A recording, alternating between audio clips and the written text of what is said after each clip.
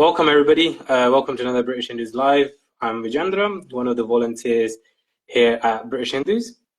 Look, if you're joining us for the first time, we're a group of passionate volunteers who really enjoy sharing the Hindu stories, the diversity and the richness of Sanatana Dharma. And so we bring stories, fascinating stories we hope resonate with you. And today we're joined by Satyam Surana. We're going to discuss quite an important topic that should concern all students, parents, and generally the wider British Hindu community. That is of the Hinduphobia or the anti-Hindu narratives on university campuses. Before we get into that, Satyam, how are you? I am good. I'm perfectly all right. Nice. So some people may have seen the story we covered on Satyam on the page, but look, for those that don't know you, Satyam, give us a bit of background. Who are you? Yeah. So, I am Satyam. I'm born and brought up in the city of Pune, in the state of Maharashtra in India, in Bharat. In London, currently, I'm pursuing my Masters of Laws and LLM course from the London School of Economics and Political Science. Prior to coming here in September 2023, I practiced for a brief period at the Bombay High Court as a lawyer. I did my undergrad in law from Pune itself.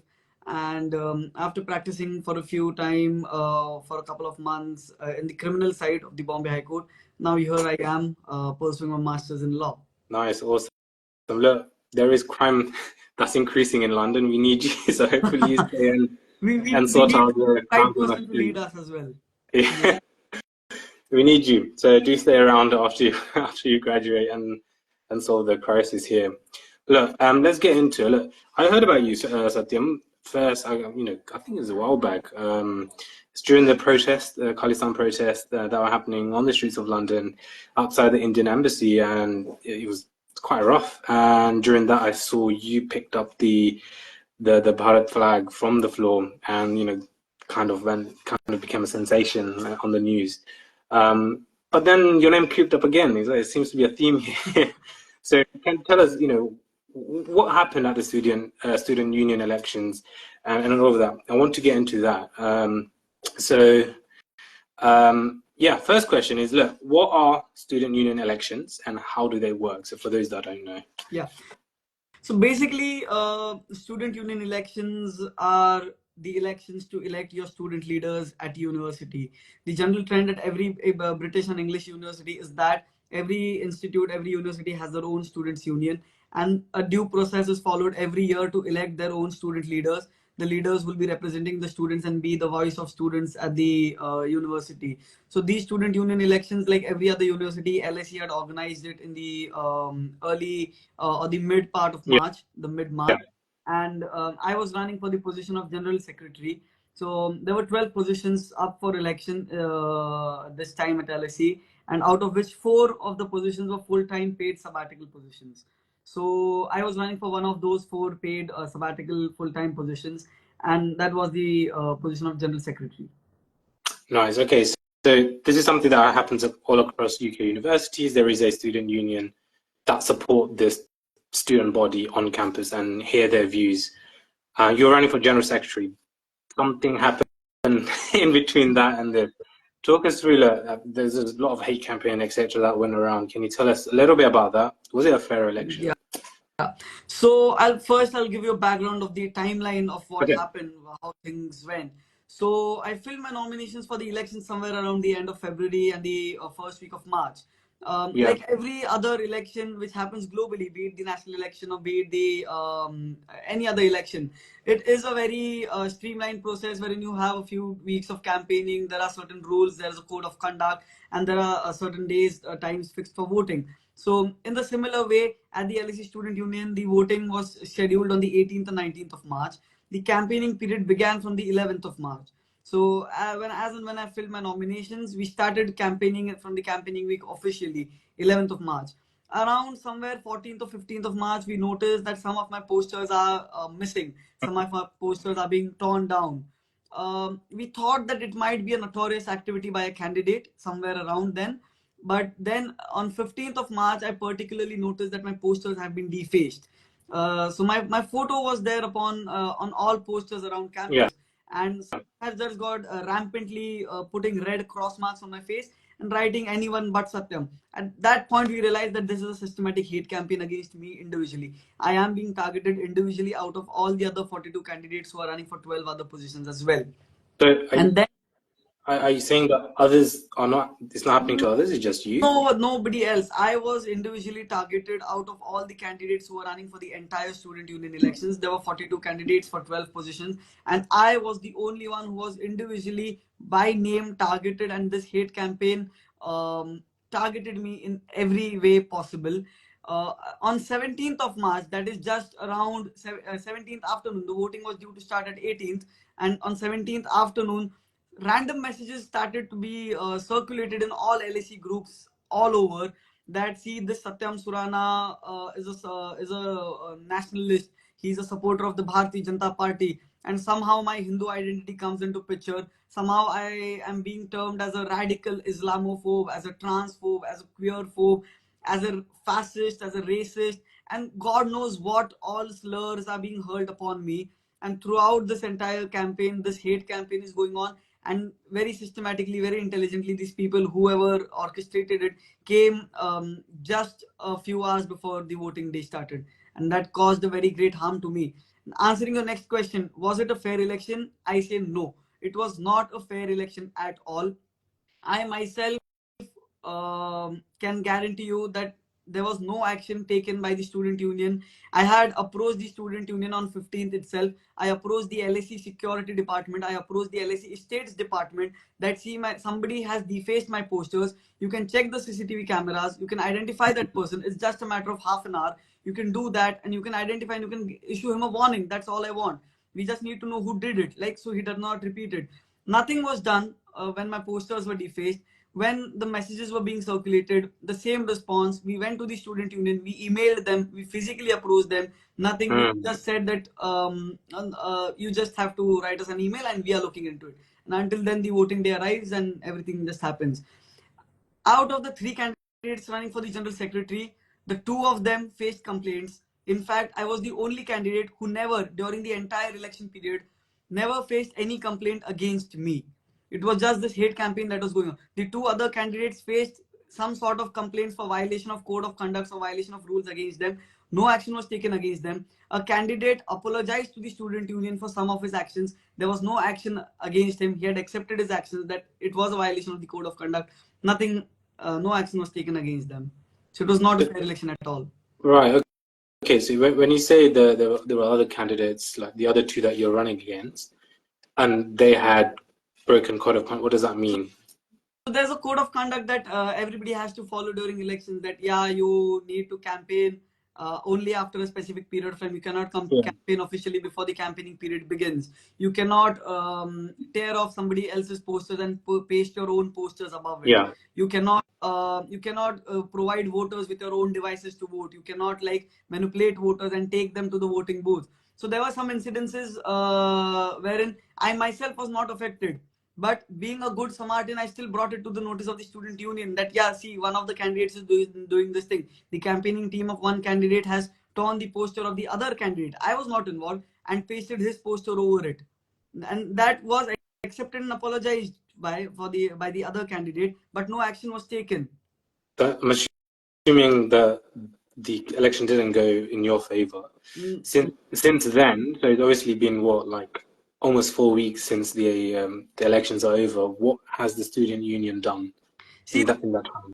The student union has done nothing. The student union has picked its hands up of this issue. The student union has redirected me to the ethics and the other committees, the security committee at LSE. I have filed my complaints officially by virtue of all the redressal mechanisms that we have at LSE, but I have got no substantial response till date, even from the ethics and the harassment and bullying committee, even from the security and estates committee. No department at LSE has given me any substantial response. Okay, so they're not doing anything, and they're not really interested in investigating exactly the terms that were thrown against the slurs against you. Now, just so others are aware, I don't think Satyam is a xenophobe or Islamophobe or any of these concoction of words and slurs that are used. And it seems to be a pattern as well. We've all heard about Rashmi Samant's case at Oxford Union. Last year was Karan Qatar, again at LSE, going for the very same position, right? If I'm not mistaken. Again, similar thing. What do you think, or why do you think this is happening? If you had to be honest, Satyam. See, I think this happens. It is a general pattern that happens, and this is pure Hinduphobia. The topic that you are touching for today's live is the academic Hinduphobia, which has been deep rooted in the university campuses, in the academics. The Hinduphobia that has been deep rooted. These people don't want. We as Hindus, we take pride. People like me, people of our belief, our faith, take pride in endorsing our faith, in endorsing the values, the beauty, the richness, the prosperity of the Sanatan Dharma, its culture, the Bharatiya culture. We take pride in our own roots. And these people don't want people like us to be in power merely because these people have been earning their own chunk of fame, reputation, money, anything on the lies that these people have concocted over the years in the name of any sort of ideology that they want to propagate. And this is the sheer Hinduphobia, because if any person comes to power of their ideology, they know what is their lies will be busted. The entire hijacking, the ideological hijacking of educational institutions is what I call by the left. That will be busted, and these people will lose their livelihoods. Okay, a lot to unpack there. So I think it is pure Hinduphobia, right? Yeah. Like whenever a proud Hindu goes up for some, and by the way, to clarify, student union elections are serious, right? So LSE, I don't know how many thousands of students currently study there, but There are I know you see around 13,500 right. students who are studying there and eligible to vote at the LSE Student Union. Right, exactly. So it's a serious position, right? Because once you are in these positions, you have serious responsibility to shape the experiences of students there. And so, these are not just any elections to take lightly. There's serious consequences of who gets chosen. And so, if proud Hindus are systematically discouraged through these hate crimes, I think it's a hate crime, right? To call some these terms it's unfair. But what do you think we can do about it, Satyam? It's been a month and it's unfair. What do you think we can do about it? See, as a Hindu student, as a Hindu person who is proud of his identity, we have originally been non-vocal about this issue. It took one Rashmi Samant, it took one Karan Kataria, it took one Satyam Surana, and it has taken a lot of other people who have not come out as well regarding their hate crime to at least start a debate on this term called Hinduphobia. Like we know there has been a lot of other terms called other phobias. Xenophobia has been in discussion for quite a long period of time. There has always been discussion about xenophobia and how Zionist people are suffering because of proudly accepting their identity. It has always been the lack of our own community to stand up for its other people, and the lack of speaking up the truth. Like what I am facing, I came up, I spoke up the truth. We need to be vocal, we need to be unapologetic, and we need to speak up whenever we face such kind of issues. And at the same time, we need to ensure that we take the adequate legal steps to ensure that this does not happen again. Completely agree with you. And just before we go on, I have, I'm really curious to explore more. Those that are watching live, if you have had any experiences of, let's say Hinduphobia or anti-Hindu narratives on campus, do let us know in the chat. I think it will be great to see if this is an exception, one-off thing, a rare event, or is it more common than we think? So for those at university or maybe in the past, do leave a comment about your experience. And also if there are any questions as well. So we've got people joining all over the UK as well. So yeah, do ask your questions.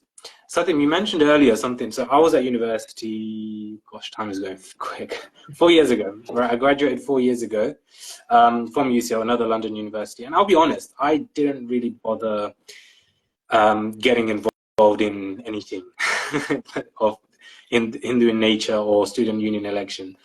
And when I reflect back on it, it just didn't interest me in the sense, I didn't feel proud in the sense, as a proud Hindu to go up for these positions, whether it's at Hindu societies.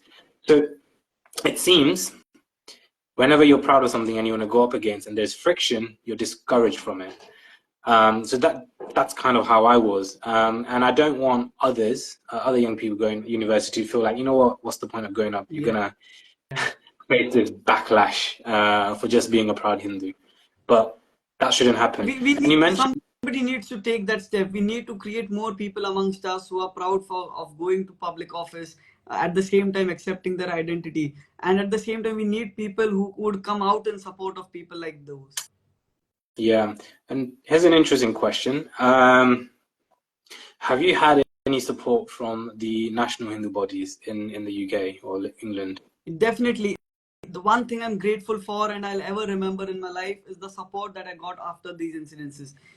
The magnitude of support that I got from over the UK, from organizations like Insight, from FISI, from NHSF, from British Hindus, from other students, from INSA, it is much more than the magnitude of the hate that I got, and it has clearly overridden the hate that I've got, and I'm really grateful for it.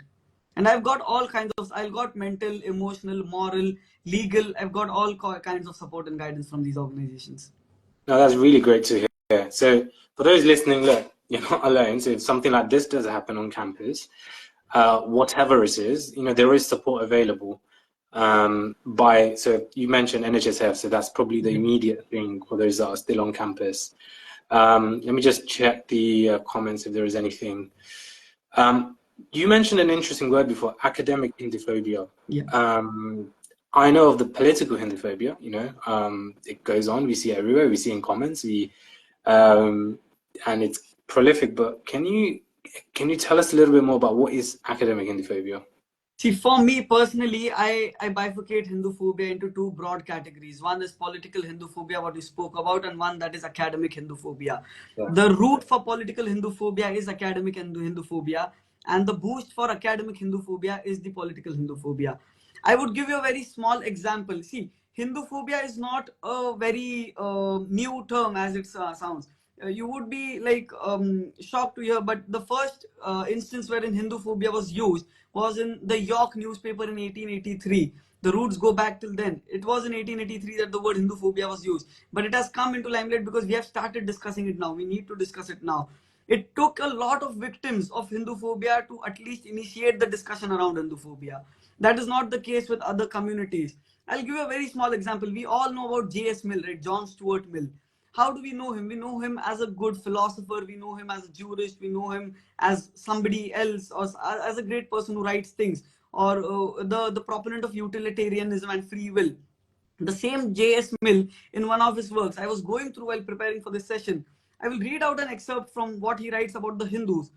J.S. Mill writes about the Hindus while during the colonial period. He describes, under the glossing exterior of Hindu lies a general disposition to deceit and perfidy. In truth, the Hindu, like the eunuch, excels in qualities of a slave, dissembling, treacherous, mendacious, to an excess which surpasses even the unusual measure of uncultivated society, cowardly, unfeeling, in physical sense, disgustingly unclean in their persons and houses. So this is how deep-rooted the academic Hinduphobia has been, right from the times of the Western philosophers jeopardizing the Hindu faith, the Sanatan belief system, the Hindu way of life as something to be primitive, as something to be regressive. People wearing tikas have not, people, we cannot be comfortable today. Why aren't we comfortable in wearing a tika and going around the streets of London, in wearing a dhoti and going around the streets of even India? Why aren't people so comfortable to wear a dhoti and go in the public domain in India? Why? That is how deep rooted this cultural Hinduphobia has been, and this academic Hinduphobia is the root cause. We as a civilization, Bharat as a civilization itself, is the greatest source of knowledge in the world. We had world's greatest universities like Takshashila. We had some of the greatest universities like Nalanda. We, even before modern medical knowledge came to existence, we had Ayurveda, we had Ved Shastra, we had our own astronomy, we had our Panchangas, we had everything up to date, which is still there. But this Western idea of modern science and modern knowledge, the Western education system, has been so deep rooted and has been so we can call it to be to be put upon, to be forced upon the Indian education system, the ashram system, that we have stopped believing our own scriptures, and we believe only if it comes through the West. Why is this narrative being carried forward? Why do we need citations for our own knowledge, and that too citations from some Western academician, from some Western scientist, to Yeah. believe that yes, neem is a useful medicine? And this was the fear, and this was the hatred, that their academic monopoly might be shattered in today's time, when one of the world's leading unicorns, world's Fortune 500 companies are being governed by Hindus. Satya Nadella, Sundar Pichai, Indra Nui, Banga, who is the CEO of the World Bank, Google, Microsoft, Apple. Everywhere we see how Bharati people and Hindu people have progressed. We are the world's third largest religion, and the only difference between us and the first top two is that we have never believed in forced conversions.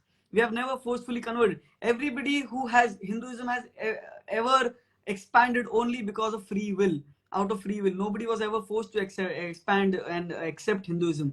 And that's the phobia that people carry, that if they do not resort to such cowardly means, such hate crimes, and such lies that they are peddling, it is that there will be a time that Hindus, proud Hindus and true Hindus, will definitely rule the world, because we have that quality, we have that leadership quality, we have that quality of taking everybody together, Yeah. and we have each and every quality, and that's the sheer fear that this Hinduphobia is being spread.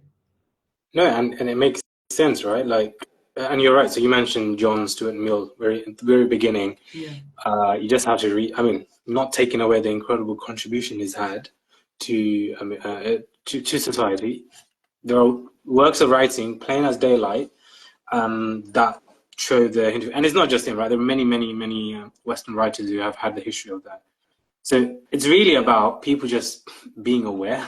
If you're at university, read it more broadly, and know that this has been happening for a long while. And you're right. When I was at school, so I'm not even just university, even just general UK education in schools. Yeah, it's rampant Hinduphobia, right? You've been wearing a tilak. I've worn a tilak since I was a kid.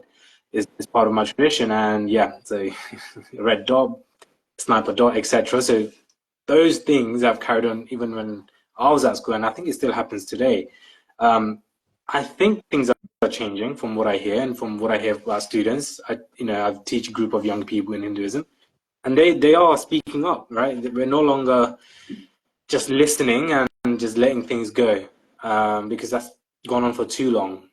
So it's really pleasing that you're using this as a motivation to do something about it, so we don't have another case of Garan Paria or whoever suffering this. So I think we're nearly at time. So if there are any other questions or comments, please do drop in the chat. And I yeah, am seeing some questions as well. yeah, So we'll take some relevant ones.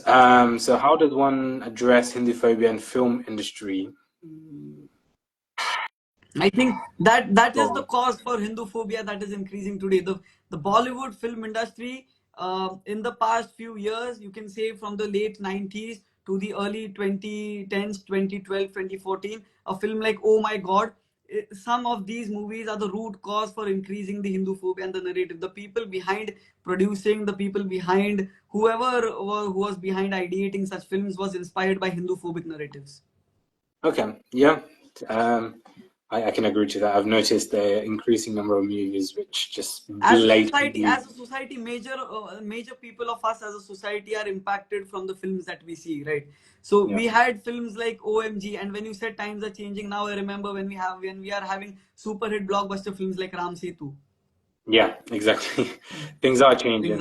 Another question is, did NUS get involved? So I'm guessing that's National Union of Students or something. What does NUS stand for? Yeah, it stands for the National Union Students, but I have no idea about it. So as in, did you contact them? Did you speak to them about what happened? No. Like I don't know what jurisdiction it has over this issue, or whether it has, and like I'd go back and research, and they haven't contacted me. Neither have I reached out to them. Okay, nice. Just picking up comments. Actually, just another question. You know, what advice would you have? So, yeah, what advice would you have those that are fearful of standing up, going up for elections, whether it's in student union or other societies, who are proud Hindus, will likely face some sort of backlash? What advice do you have for them to kind of, you know, persevere through it and not let that stop them? The advice is clear: be unapologetic, be brave. We need to be brave, and we need to step forward, take that step. We need to make people feel proud of their identity as well. I always, whenever I'm like, wherever I go to speak, wherever I go to interact with people, I always take an opportunity to put up a thesis that I've built it upon, or put up an idea that I've built. As a civilization, as Bharat, we have faced three major invasions, three classifications. The first one was on our dharma. That was by the Islamic invaders that came on along with the Mughals, the Ghuris, the Ghaznis, the Tughlaqs. The first one was upon our dharma. The second major invasion that Bharat faced was upon our culture. That is during the colonial period. Um, be Yeah. it by the French, the Dutch, the Portuguese, the British, the English. And the third major invasion that is ongoing today is the ideological invasion. We are being targeted ideologically. Hinduphobia is a very big aspect of that ideological invasion that is going upon. And Bharat is the only living civilization in the world. No other ancient civilization today is living. We have remnants of our ancient temples. There is no remnant of a Greek temple which is still in function. There may be remnants as a museum, as a tourist destination, but we have temples which are dating back to centuries. We have the Konark Sun Temple, we have the Ajanta Ellora temples, which are dating back to before Christ centuries, and they are still in function as they were during that time. So if we have to keep our civilization alive, we need to keep our Hindu way of life, we need to keep our Sanatan Dharma alive, and it is very essential for us to take that step, not for personally for ourselves, but for the Sanatan Dharma, for the Hindu way of life to survive, and for Bharat as a civilization to survive. A very small example of the cultural and the ideological invasion that is happening today is renaming India, renaming of Bharat from to India. Like we can date back to the Rig Veda. I say it, the 2.3.1 is the Rig Veda slope. You can check it. Uttaram yat samudrasya himadrischaiva dakshinam varshatad bharatam namam bharati yatra santiti. It clearly names that the land which is in the south of the Himalayas and the north of the Hindu Mahasagar is called Bharat. Then there was nothing such as India, which was called before the British came to India, before the colonial forces came to India. Then why have we accepted the renaming of Bharat to India so easily? I am a person, my name is Satyam. 23 years of my existence in Pune, in Bharat, I've been known to people as Satyam. I'm here for 8 months. If I go back and change my name to John, Edward, or something else, whatever these English people want me, would my society accept it? No, right? Would my parents accept it? No. So why have we accepted the name change of India to name change from Bharat to India That's it. so easily? That is a Yeah. very root issue of that can be an example of Hinduphobia as well. So that's how, if we don't step up today, the civilization would end. We have to think it that way. We are just here for one minute piece of time, but that can have a very large impact. So the advice for youth or any people who want to step up for public office is that public offices give you a chance, give you an identity. They put that message out to the world. Yeah, yes, there are still people who are proud Hindus, and they are powerful enough. Powerful places make people powerful, and powerful people make powerful places. That's what we've heard, right? So we need to step up and take that step and run for an office and succeed. No, it's great advice and actually really inspirational. And so those that are joining or know of people that want to go up unapologetically. And you know, if there is backlash, you have great support system around you to help you through it. And so yeah, you know, don't be scared, be fearless. That's all. And look, we're way over time. So thank you so much, Satyam, for joining us and telling us about your story. And firstly, I mean, it's a big shame that it happened, but also there's a big positive that's come out of it, right? You highlighted a number of people getting involved, supporting you, and I think it's bringing forth and making it obvious that this stuff goes on in UK university, and it no longer can. And so I think it's giving power to others to also voice their concerns. And so we'll be following this. I think we need more series of sessions on exploring the extent of Hinduphobia on campuses, because that's where Yeah. things kind of spread, right? So For those listening, we will be doing a series of sessions on this topic. So do tune in the future. Satyam, thank you so much Thank you for so much. Thank you so much for having me. I am grateful to British Hindus for all the support that you've extended. And before leaving, anybody who has joined, I thank them. And again, I would like to say, be proud Hindus, be proud Sanatan warriors, and speak up wherever possible. Like reach out to any of us for support. There are multiple organizations like British Hindus, like NHSF, like Insight, like every organization who is working for Hindus. Reach out. Everybody would be happy to lend support, but just don't ever shy away from accepting your Hindu identity. Brilliant. Don't need to say anymore. Thank you so much. Thank you so much, Jin. Jai Thank Shri you so Ram. much. Have a Jai good Shri evening, Ram. everybody. Jai Shri Ram. Bye.